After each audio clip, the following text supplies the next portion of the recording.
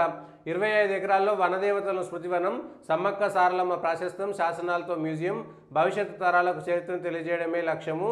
చిలకలగుట్ట సుందరీకరణ, భక్తులకు మరిన్ని సౌకర్యాలు. పర్యాటక ప్రాంతంగా మేడారం. అది సమ్మక్క సారక్క అంటే సమ్మక్క సారక్క కావచ్చు, యాదగిరిగుట్ట కావచ్చు, కాశీ కావచ్చు, లేకపోతే అయోధ్య కావచ్చు, ఇంకేదైనా తిరుపతి వెంకటేశ్వర స్వామి కావచ్చు, ఏ దేవాలయమైనా సరే ముందుగా రావాల్సింది పర్యాటక ప్రాంతం కాదు, ఆధ్యాత్మిక ప్రాశస్త్యత ముందుగా గుర్తించాల్సింది. ఇది సమ్మక్క సారక్క వచ్చింది కాబట్టి సమ్మక్క సారక్క అంటున్నా, అది విమర్శించడం కాదు. అక్కడ డెవలప్మెంట్ చేయాలి, భక్తులు పెరుగుతున్న కొద్దీ వసతులు పెంచాల్సినటువంటి అవసరం ఉంటుంది. ఏ వసతులు పెంచినా కానీ అది పర్యాటక ప్రాంతంగా ఉండకూడదు. ఏ దేవాలయం కూడా, ఏ ఆధ్యాత్మిక ఆలయం కూడా అది ఆధ్యాత్మిక ఆలయంగా ఉండాలి కానీ పర్యాటక ప్రాంతంగా ఉండకూడదు. అక్కడికి వచ్చినాక మనుషుల్లో ఆధ్యాత్మిక భావన పెంపొందించాల్సిందే, ఆధ్యాత్మిక భావన రావాల్సిందే కానీ అది పర్యాటక ప్రాంతంగా రావడం వల్ల నష్టం జరుగుతుంది అనేటువంటిది. ఎక్కడ కట్టినా సరే, ఎవరు కట్టినా, ఇప్పుడు కాదు 1000 ఏళ్ల కింద వాళ్ళు కట్టినా కూడా, అత్యద్భుతమైనటువంటి శిల్ప సౌందర్యాలతో కట్టినా కూడా వాళ్ళు భగవంతుడికి, ఆధ్యాత్మికకి లేదంటే స్పిరిచువాలిటీకి ఎక్కడ దెబ్బ తగలకుండా మాత్రమే కట్టారు. కేవలం పర్యాటక ప్రాంతంగా ఏదో అక్కడికి వచ్చి విహారయాత్రలు చేసి వెళ్ళిపోయే విధంగా కట్టడం అనేటువంటిది ఎప్పటికైనా దెబ్బనే. అక్కడ ఉండే దేవీ దేవతలకు కానీ, అక్కడ ఉండేటువంటి విగ్రహాలు, మిగిలినటువంటి అంశాలు దైవత్వానికి, దేవుళ్లకు సంబంధించినటువంటి అంశంగా పరిగణించి మాత్రమే దానికి సంబంధించినటువంటి అభివృద్ధి ఉండాలి.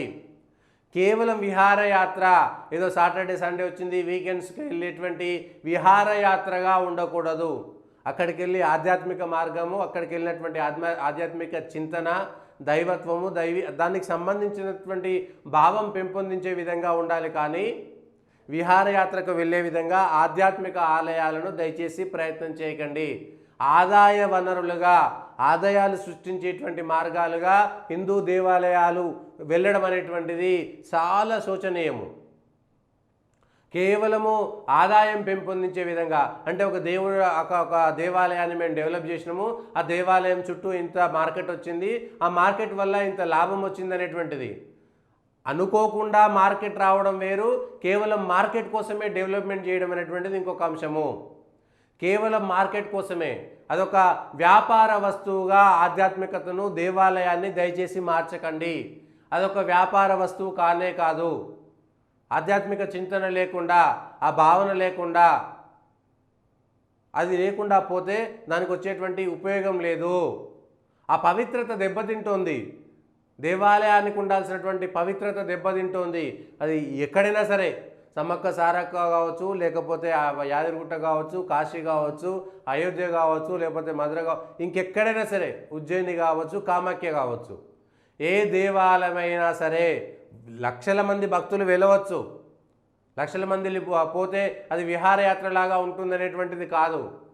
ఆధ్యాత్మిక చింతన, పవిత్రత దెబ్బతినకుండా, విహారయాత్రలాగా కాకుండా, కుటుంబాలన్నీ కూడా కలిసి వెళ్ళినా కూడా ఇబ్బంది రాకుండా ఏర్పాటు చేయాల్సినటువంటి బాధ్యత ఉంటూనే దానికి సంబంధించినటువంటి పవిత్రత దెబ్బతినకుండా కూడా కాపాడాల్సినటువంటి బాధ్యత ప్రభుత్వాలపైనే ఉంటుంది. ఎందుకంటే ప్రభుత్వాలు మొత్తం పూర్తి స్థాయిగా దేవాలయాలను వాళ్ళ చేతిలోకి తీసుకున్నారు కాబట్టి ఆ పవిత్ర అక్కడికి వెళ్ళి సెల్ఫీలు దిగడం, అక్కడికి వెళ్ళి ఫోటోలు దిగడం కోసమే వెళ్ళాల్సినటువంటిది పరిస్థితి వస్తుంది.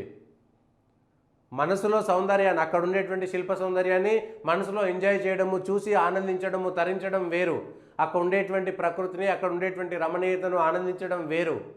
కానీ ఏదో వ్లాగ్స్ చేయడం కోసము, వీడియోలు తీయడం కోసము, ఫోటోలు తీసుకోవడం కోసం మాత్రమే వెళ్ళడమే విచిత్రమైనటువంటిది.